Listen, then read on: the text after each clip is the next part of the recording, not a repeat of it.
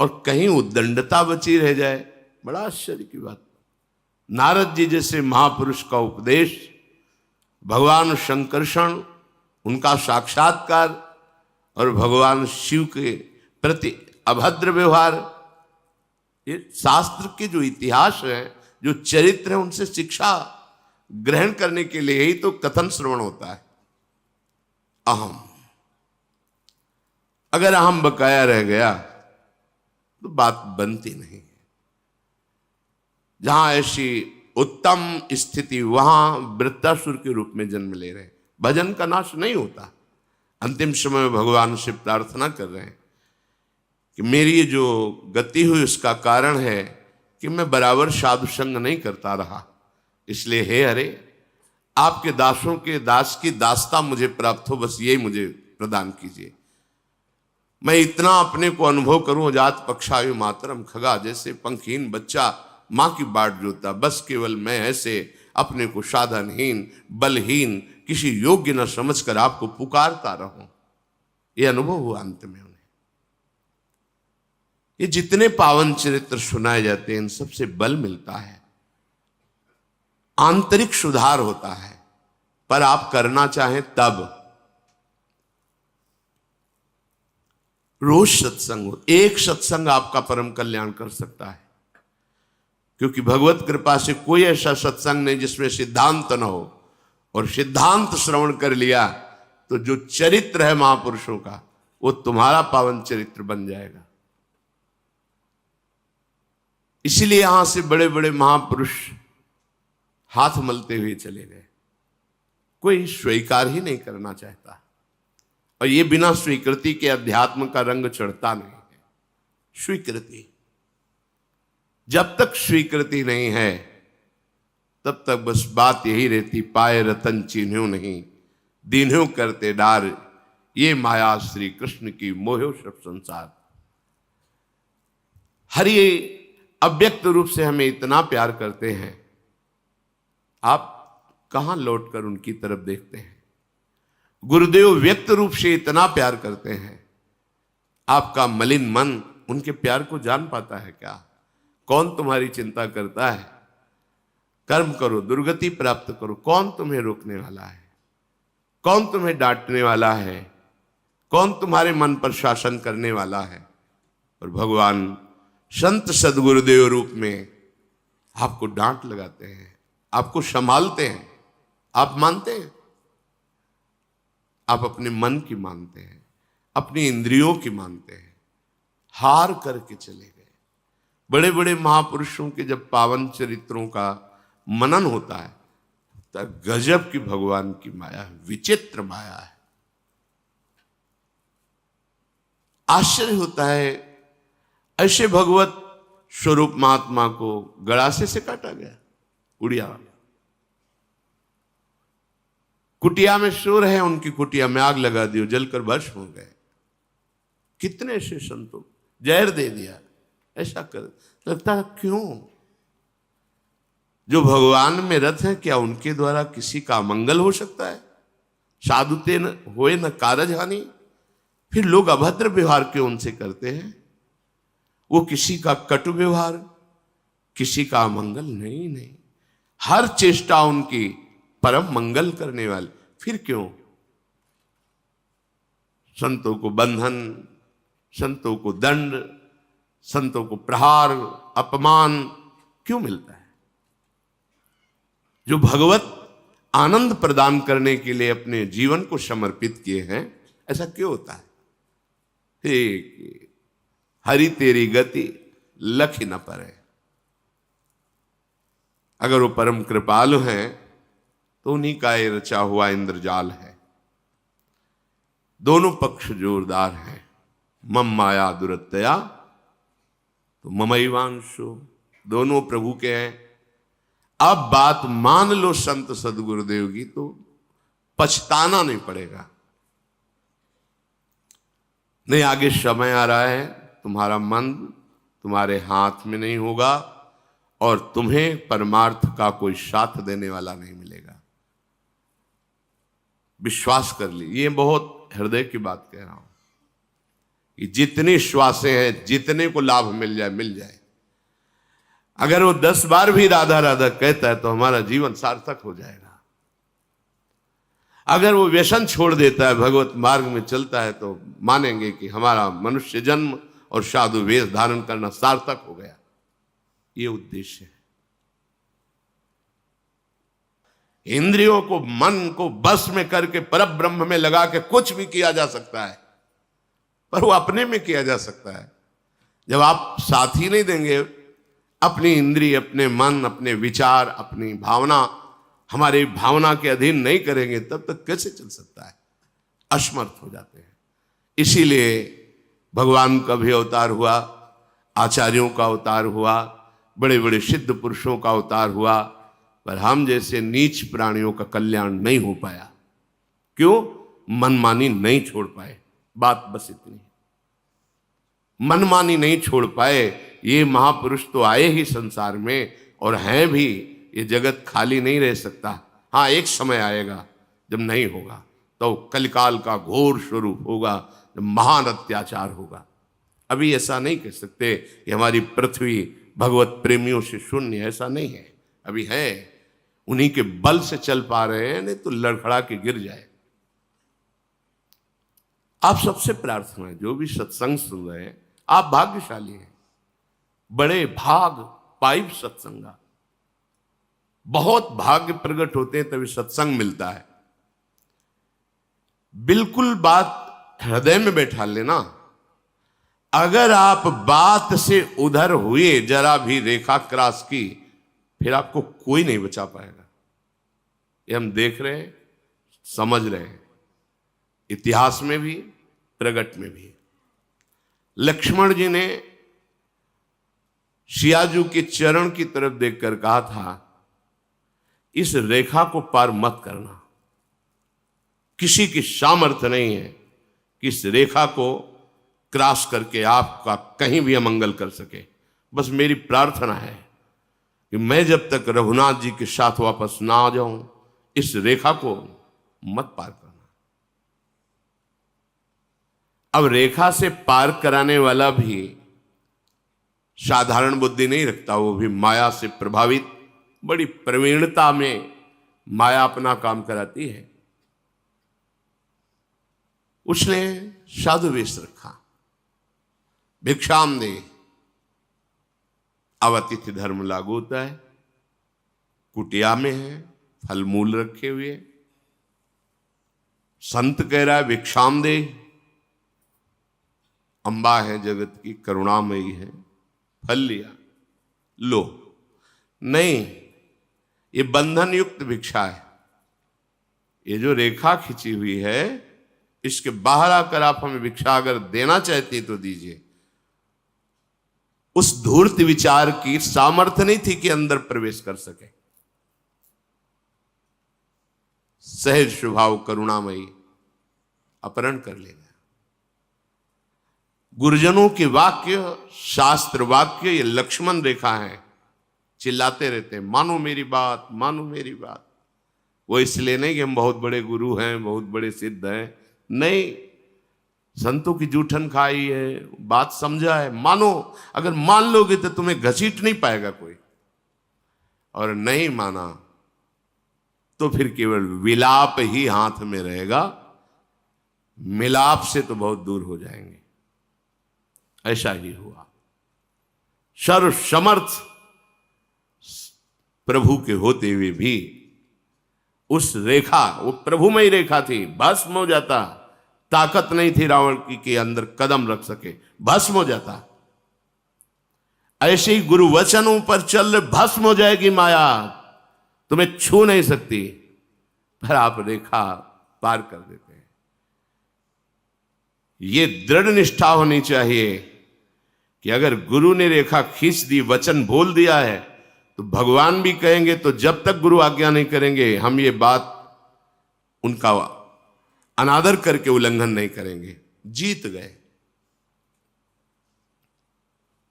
जहां हम मनमानी आचरण करते हैं, आज्ञा उल्लंघन करते हैं, निश्चित समझ लो आप में सामर्थ्य नहीं कि एक कदम परमार्थ चल सके। ये परमार्थ है। हम कितना भी नीचे उतर करके आपको उठाना चाहें, आप नहीं उठ पाएंगे। आपका हृदय जहां अवहेलना की तो ऐसे विरुद्धाचरणों में युक्त हो जाएगा, हमारी पकड़, हमारी दृष्टि बहुत दूर हो जाएगी आपसे, पास रहते हुए भी। इसलिए प्रार्थना है, आप अभागी नहीं हो, आप भाग्यवानों की पंक्ति में हो। जिन भोगों को संसार के भ्रमित जीव भोग कर गर्व कर रहे हैं, उन भोगों से प्रभु ने तुम्हें बचा लिया है। अब उनकी तरफ मत झांको, हृदय में विश्वास करो तो इसी जन्म में हमारा काम बन जाएगा। नहीं, जन्मना मरना ये अविनाशी शरीर नहीं। अभी तो तुम जवान हो, स्वस्थ हो, तुम्हें प्रमाद घेर रहा है। आगे आगे ऐसे भयानक रोग होंगे तुम्हारे शरीर में, ऐसी भयानक परिस्थितियां आएंगी, जीना मुश्किल हो जाएगा। अगर भगवद आश्रय लिए हैं तो कोहरे जैसा एक क्षण में वायु आएगी, हट गया कोहरा, फिर निर्मल। अपना सर्वनाश करने से आप अपने आप को बचा लीजिए। कोई दूसरा तुम्हें नहीं बचा सकता। तुम बच तभी सकते हो जब आप वचन का पालन करो। भगवान अर्जुन जी से यही कहा है, आप अपने द्वारा अपना उद्धार कर लीजिए। ये जीता हुआ मन ही मित्र है और विषय में आसक्त मन ही दुश्मन है। और आप मन में तदात्म हैं। अब समस्या ही समस्या है। रोज सत्संग में कहते हैं मन को देखो, मन से थोड़ा अलग हो, मन की जलन को सहो, आगे बढ़ जाओगे। पर कौन सुनता है?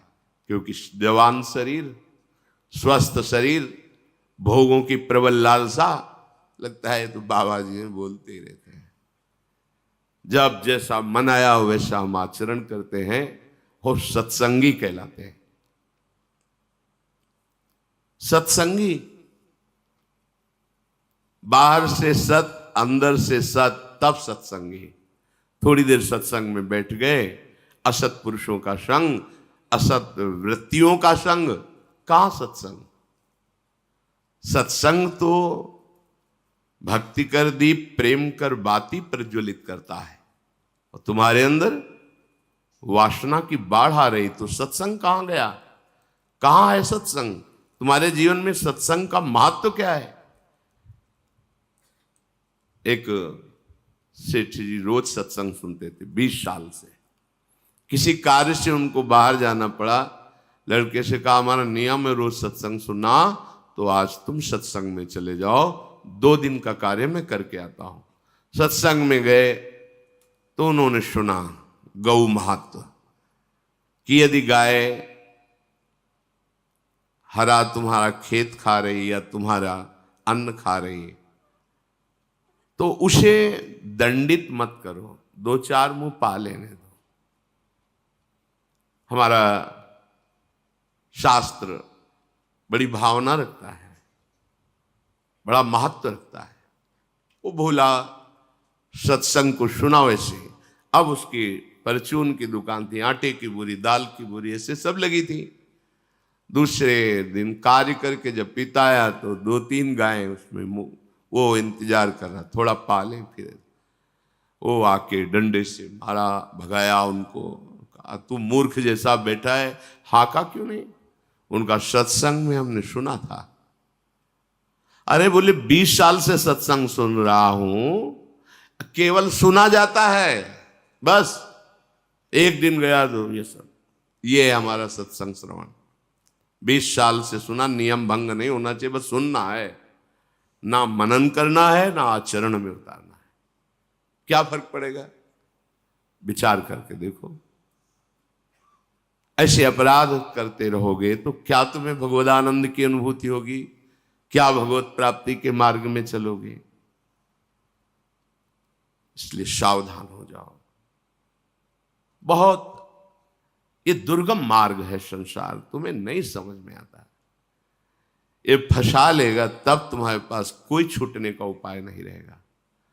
अभी छूटने के लिए हरि ने थोड़ा सा अवसर दे दिया, निकल जाओ सांकरी गली, प्रेम गली अति सांकरी, तामे दोनों समाए। इसमें कुछ भी थोड़ा सा भी भार लेके नहीं चल सकते।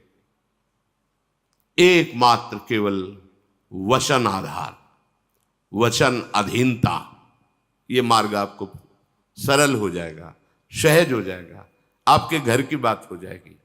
मान लीजिए वचन अधीनता,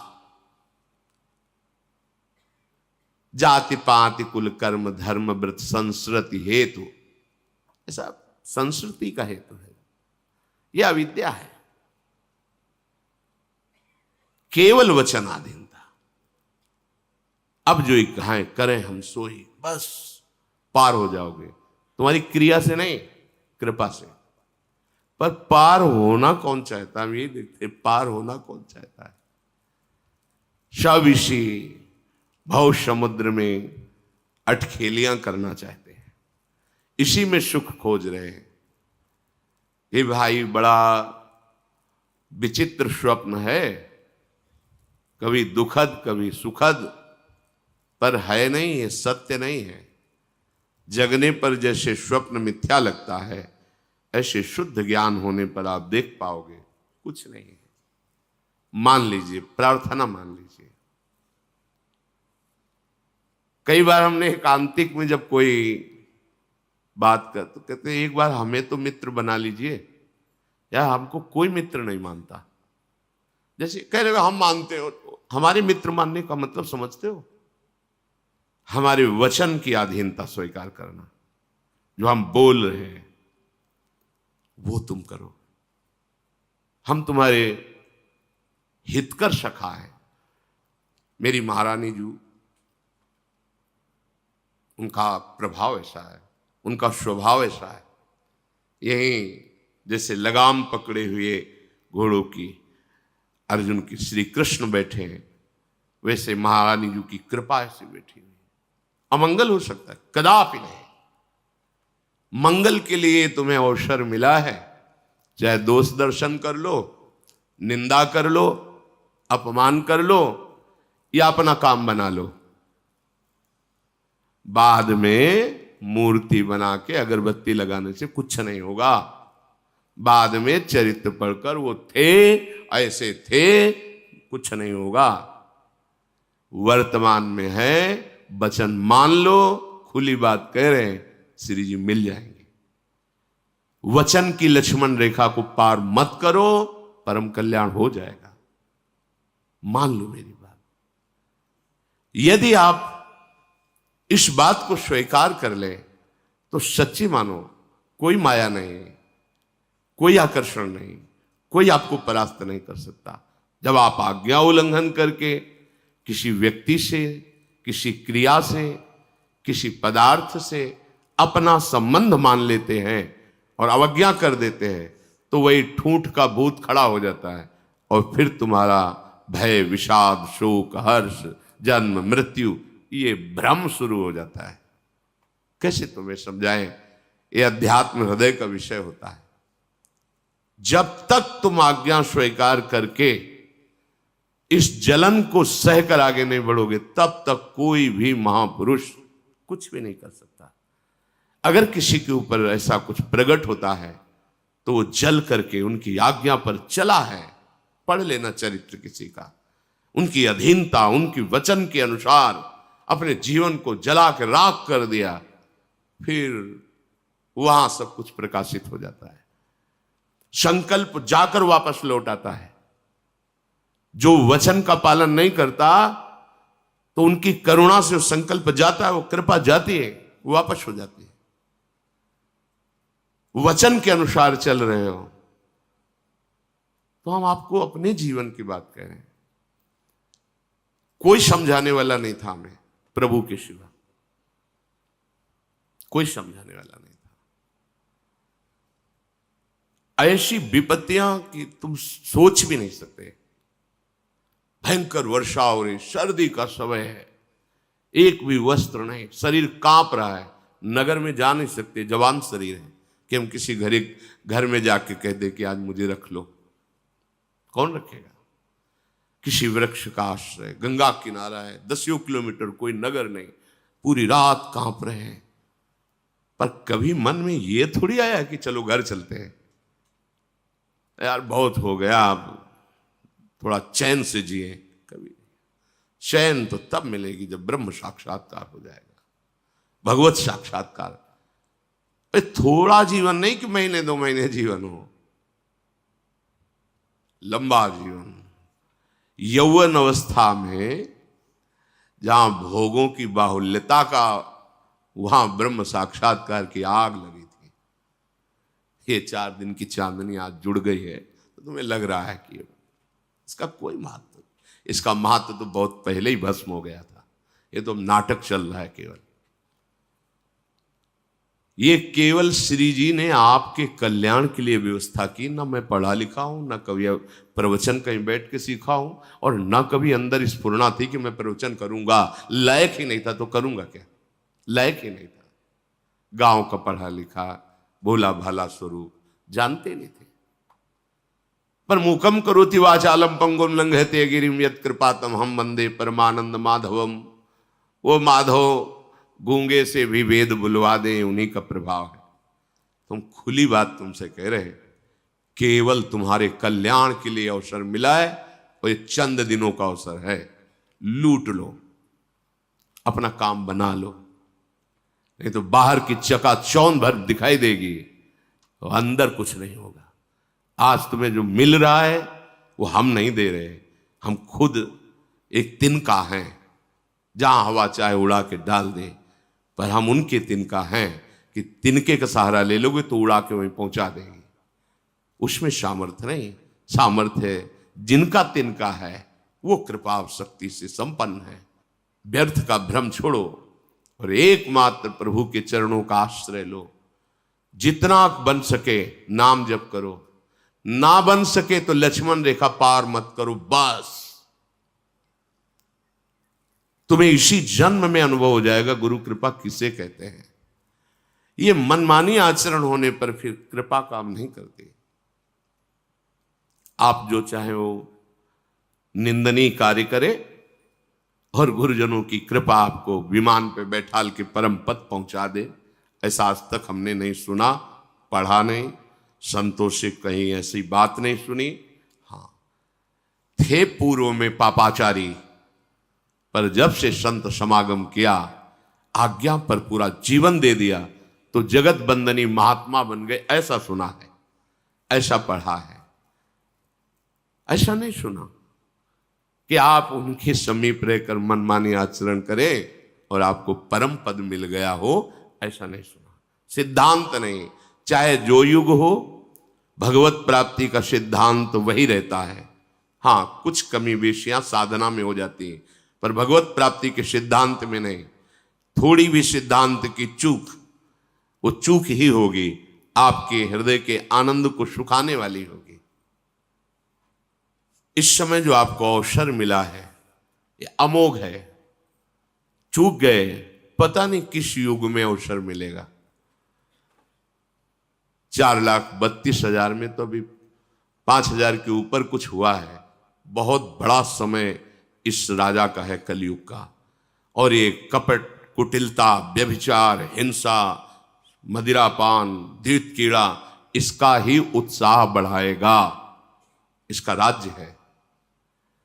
अगर बच सकते हो तो एकमात्र समर्थ है जो तुम्हें इस कलिकाल में बचा सकता है, वो भगवान नाम।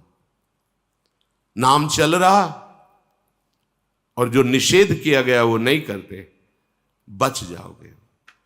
जो अन्य युगों में भगवत प्राप्ति सहस्त्रों वर्ष की तपस्या से होती थी, कलयुग में नाम संकीर्तन मात्र से हो जाएगी। पर जो निषेध है वो मत करो। हम ये ध्यान नहीं देते, निषेध को उत्साहपूर्वक करते हैं, सोचते हैं अब देखे तुम कृपा कर लो। सिद्धांत नहीं है ना।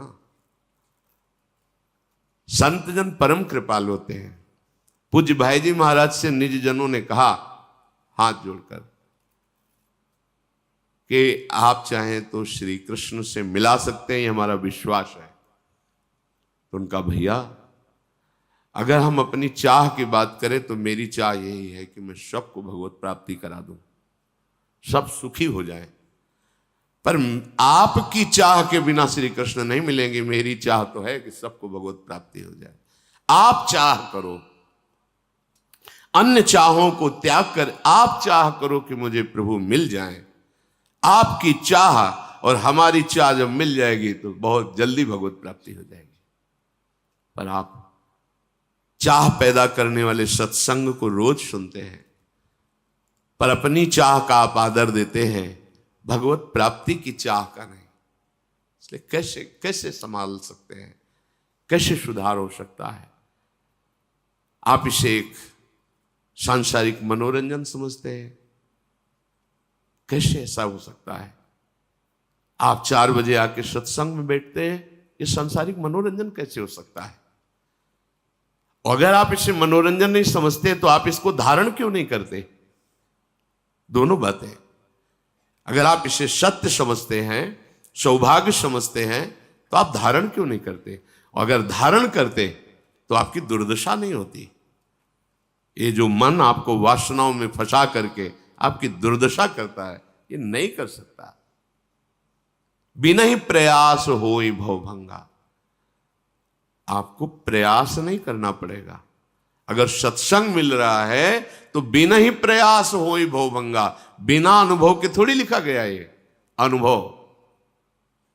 बड़े बड़े व्रत से, नियमों से, तीर्थयाटन से, वेदाध्ययन से, धर्म कर्म से जो बात नहीं बनती वो सत्संग से बन जाती है।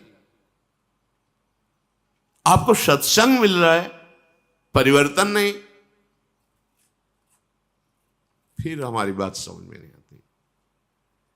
सत्संग मिले और उसका रंग न बदले तो बाहर का रंग बदल गया ये तो देख लिया, लेकिन अंदर का अहंकार, वासना में मन, ये मंत्र से बदलेगा, नाम से बदलेगा, विचार से बदलेगा। आप लगते नहीं।